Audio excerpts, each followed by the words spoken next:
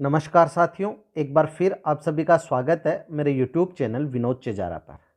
साथियों, अभी board exam समाप्त हो गए हैं और हमने कॉपियां भी लगभग चेक कर ली है। अब जो हमें 3 चांस BSER साइट पर थ्योरी एग्जामिनर को लॉगिन करने के मिलते हैं, उसमें से पहला चांस हमने प्रोफाइल को अपडेट और रजिस्ट्रेशन करने के समय काम में ले लिया है। अब दूसरी बार जब हम लॉगिन करेंगे तो हमने जो कॉपियां चेक की है उसके जो मार्क्स है, अंक हैं, वो अब ऑनलाइन करेंगे। ऑनलाइन करने के बाद डाटा को लॉक करेंगे और उसके बाद उसका प्रिंट लेंगे। ऑनलाइन प्रोसेस जानने से पहले हम 2-3 जो फॉर्म हमें लिफाफे में मिले हैं उनके बारे में भी जान लेते हैं। एक प्रपत्र साथियों हमें गोपनीय प्रपत्र नाम से 02 जिसके नंबर हैं मिलता है, जिसमें आप देख सकते हैं यहाँ लिखा भी है कि इस प्रपत्र की पूर्ति कर हमें उत्तर पुस्तिका बंडल प्राप्ति के 2 दिन में निदेशक गोपनीय को बोर्ड द्वारा प्रेषित लिफाफे में आवश्यक रूप से साधारण डाक से भेजना है और या इसको संग्रहण केंद्र पे हमें जमा नहीं कराना है।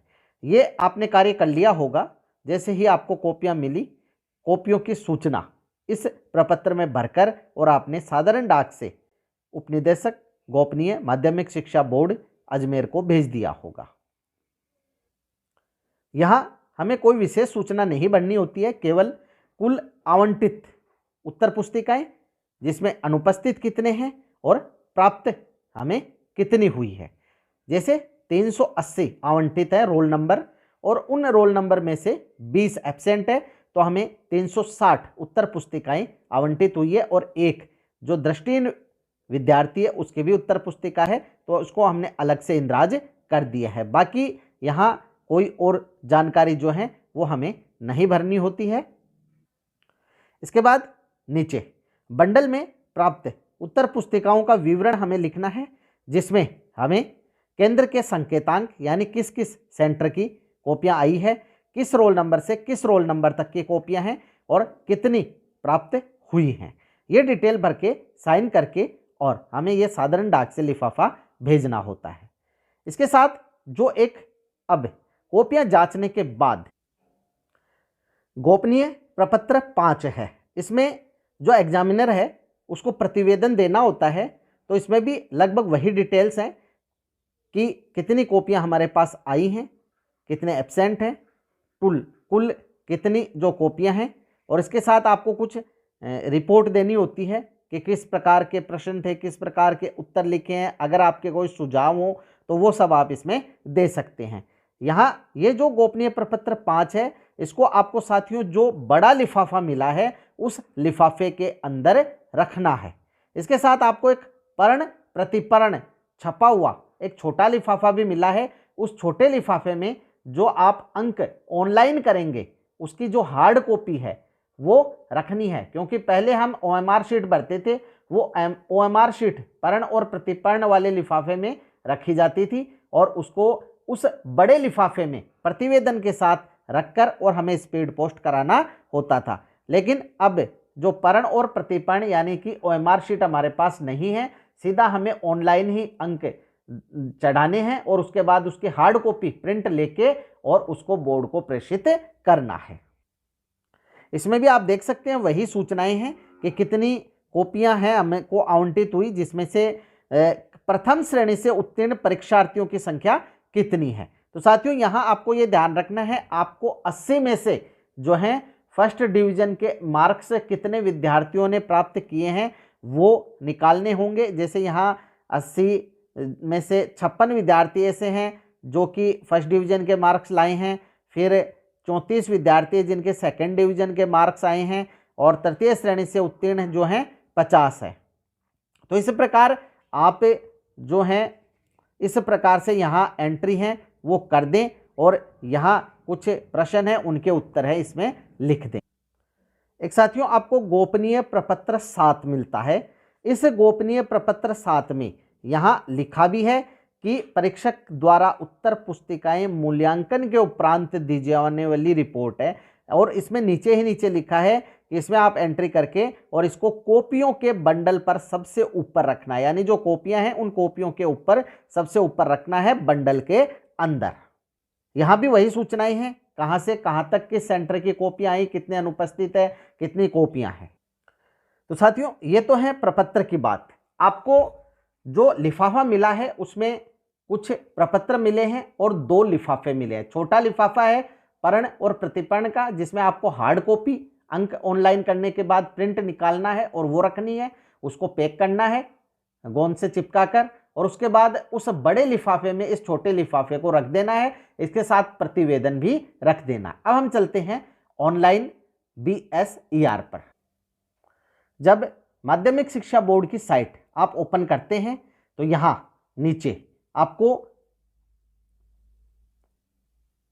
Theory examiner fill marks portal नाम से एक नया ऑप्शन मिल जाता है, जहां हमने प्रोफाइल अपडेट किया था। अब यहां आप देख सकते हैं, यदि आपके लॉगिन के चांस समाप्त हो गए हैं या आपके जो कॉपियों से संबंधित प्रश्नों से संबंधित कोई भी दिक्कत है, तो आप इस नंबर पर, टोल फ्री नंबर है, इस पे आप संपर्क कर सकते हैं। यहां आप देखेंगे कि हमने रजिस्टर एंड वेरीफाई पहले कर लिया है। यदि आपको नहीं पता है तो आप मेरा पिछला वीडियो देख सकते हैं, उसकी सहायता ले सकते हैं। यहाँ हमने पैकेट नंबर लगाए थे, फिर जो पासवर्ड हमें लिफाफे के साथ प्राप्त हुआ वो लगाया और रजिस्टर किया था। रजिस्टर करने के बाद अगला ऑप्शन हमारे सामने ये आ जाता है। अब हमें साथियों, चूंकि हमने रजिस्टर कर लिया है, हमें सीधे ही इसी ऑप्शन में जाना है। यहाँ आपको आपके बंडल या आपके एग्जामिनर नंबर है वो लगाने हैं, यहाँ आपका मोबाइल नंबर लगाना है और उसके बाद आपको सेंड OTP पे क्लिक करना है। OTP प्राप्त होगा, 1 मिनट तक वो वैलिड रहेगा। वो OTP फिल करके और आप यहाँ लॉगिन कर पाएंगे। जैसे ही आप लॉगिन करते हैं, आपके सामने ये पेज आ जाता है। बाकी जो प्रोसेस है मैं आपको स्क्रीनशॉट के माध्यम से बता रहा हूं। यहाँ आपको कुछ लाल रंग से जो हेडिंग है वो मिलती है, ये आप ध्यानपूर्वक पढ़ लें। यदि आपके पास किसी CWSN विद्यार्थी की कॉपी आई है तो आपको उसको अलग से स्पीड पोस्ट करवाना है, अलग लिफाफे में रखना है, और इसके अंक हैं वो आप ऑनलाइन कर सकते हैं यहाँ से, लेकिन कॉपी को अलग से ही भेजना है। और सभी उत्तर पुस्तिकाओं का आप मूल्यांकन कर लें। करने के बाद आपको जो 3-4 पेज मार्क्स चढ़ाने के लिए दिए गए हैं, रोल नंबर वहाँ छपे हुए हैं, मार्क्स जो आते हैं विद्यार्थियों के वो वहाँ आप उसमें लिख लें। अगर वो आपसे गलत हो जाते हैं तो आप उसका नया प्रिंट भी यहाँ साइट पर ले सकते हैं, जो अभी मैं आगे आपको बता दूंगा। आपको 3 लॉगिन प्रयास दिए गए हैं, लेकिन यदि ये लॉगिन प्रयास समाप्त हो जाते हैं, जो नंबर दिया गया है वहाँ आप संपर्क कर सकते हैं। अब यहाँ हम देखेंगे जो नीचे हैं, आपको आपकी class, subject code, subject name, total student, marks entered और मार्क्स पेंडिंग। आपके पास जैसे मान लीजिए 360 कॉपियाँ आई है और या 380 कॉपियाँ आई है, तो वहाँ यहाँ ये भरा हुआ होगा, मार्क्स पेंडिंग में पूरे 380 लिखा हुआ होगा। लेकिन जब आप ऑनलाइन कर देंगे यहाँ 0 आ जाएगा, यानी अब मार्क्स पेंडिंग नहीं है। अब साथियों आपको क्या करना है, जब आपको ये पेज दिखाई दे, आपको एक्सटर्नल मार्क्स एंट्री पे क्लिक करना है। यहाँ जो ऑप्शन आप देख रहे हैं उस ऑप्शन पे आपको क्लिक करना है। यदि आपने प्रोफाइल अपडेट किया था, उसमें कोई गलती रह गई है, तो यहाँ प्रोफाइल में जाके आप दोबारा भी प्रोफाइल अपडेट कर सकते हैं। यहाँ आपको एडिट डिटेल्स का ऑप्शन मिल जाता है, एडिट पे क्लिक करके और आप डिटेल्स अपडेट कर लें। अब आपको एक्सटर्नल मार्क्स एंट्री पे क्लिक करना है। इस पे क्लिक करने के बाद आपके सामने ये पेज आ जाएगा, जिसमें कुछ निर्देश होते हैं, आप उनको ध्यान से पढ़ लें। यहाँ जो मेन बातें हैं वो ये हैं, यदि विद्यार्थी एब्सेंट है तो आपको एब्सेंट सेलेक्ट करना है। वहाँ आपको ड्रॉप डाउन मेन्यू मिलेगा, सबसे ऊपर एब्सेंट लिखा है, उसके बाद UFM यानी अनफेयर मीन्स लिखा है, इसके बाद NSO लिखा है या NA नॉट एप्लीकेबल, और उसके बाद 80, 79, 78, 77 घटते हुए क्रम में जो मार्क्स है वो लिखे हैं। आपको फीडिंग नहीं करनी होगी, केवल सेलेक्ट ही करना होगा। यदि कोई विद्यार्थी ऐसा है जिसकी कॉपी आपके पास आ गई है लेकिन वहां रोल नंबर प्रदर्शित नहीं हो रहे हैं, तो फिर आपको अगला पेज ये मिलता है। यहां आप देखेंगे ऐड स्टूडेंट, एक ऑप्शन मिलेगा। इस ऐड स्टूडेंट पे आप क्लिक करेंगे और वहां रोल नंबर भरेंगे, रोल नंबर यहां प्रदर्शित हो जाएंगे, मार्क्स भर देंगे। इस तरह से आप किसी ऐसे स्टूडेंट की कॉपी आपके पास आई है जिसके रोल नंबर प्रदर्शित नहीं हो, तो उसके रोल नंबर भी जो है आप भर के और मार्क्स है चढ़ा सकते हैं। अब आपको यहाँ साथियों रोल नंबर क्रम से मिलेंगे। यहाँ आपको केवल सेलेक्ट करना है कितने मार्क्स आए हैं 80 में से, यहाँ सेलेक्ट करते जाएं। जैसे ही आप सेलेक्ट करेंगे और नीचे वाले स्टूडेंट पे आएंगे, ऊपर वाले मार्क्स सेव हो जाएंगे और यहां आपको एक हरे रंग से जो है मार्क्स सेव्ड सक्सेसफुली का मैसेज है वो शो हो जाएगा। तो इस प्रकार से आप आसानी से सभी विद्यार्थियों के जो मार्क्स है वो ऑनलाइन कर पाएंगे। ऑनलाइन करने के बाद जैसे यदि आपके पास जो लिफाफे में प्रिंटेड ब्लैंक लिस्ट आई है, अगर वो खराब हो गई है तो आप यहाँ से ब्लैंक जो रोल नंबर की शीट है वो भी डाउनलोड कर सकते हैं। अब आपने सभी विद्यार्थियों के जो मार्क्स हैं ऑनलाइन कर दिए। ऑनलाइन करने के बाद सबसे पहला काम आपको ये करना है, यहाँ से क्रॉस चेक प्रिंट लेना है। यहाँ ये चेकलिस्ट है वो प्रिंट आ जाएगी, आप उसको प्रिंट कर लें, अच्छी तरह मिलान कर लें और मिलान करने के बाद आप जो लॉक डाटा है उस पर क्लिक करना नहीं भूलें। जब तक आप लॉक नहीं करेंगे ये मार्क्स है अजमेर को सबमिट नहीं होंगे। जब आप लॉक डाटा पे क्लिक करते हैं, मार्क्स सक्सेसफुली लॉक हो जाते हैं।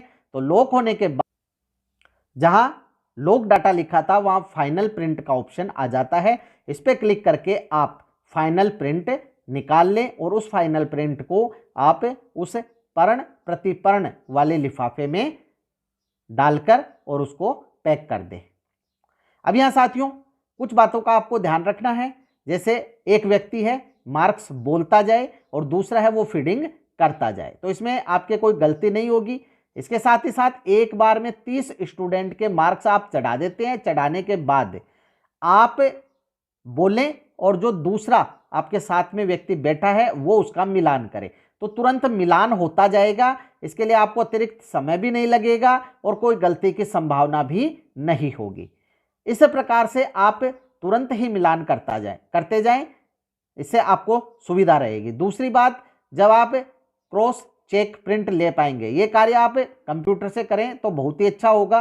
कंप्यूटर में ही आप इसको क्रॉस चेक प्रिंट को आप या तो स्क्रीन पर ही देखकर मिलान कर सकते हैं। आपने जो अंक हैं वो ऑनलाइन किए हैं, वो किसी प्रकार की उनमें कोई गलती तो नहीं है, क्योंकि अगर गलत फीडिंग कर दी है तो एक स्टूडेंट के एक बार ही आप एडिट कर पाएंगे, दोबारा एडिट नहीं कर पाएंगे। इसलिए आप ध्यानपूर्वक एंट्री करें। आपको ड्रॉप डाउन मेनू में से अंक सेलेक्ट करने हैं, तो सेलेक्ट करते समय ये ध्यान रखें कि आपने 30 को सेलेक्ट करना है और आपने 31 को सेलेक्ट कर लिया हो, ऐसा नहीं हो। तो इस बात का विशेष ध्यान रखें।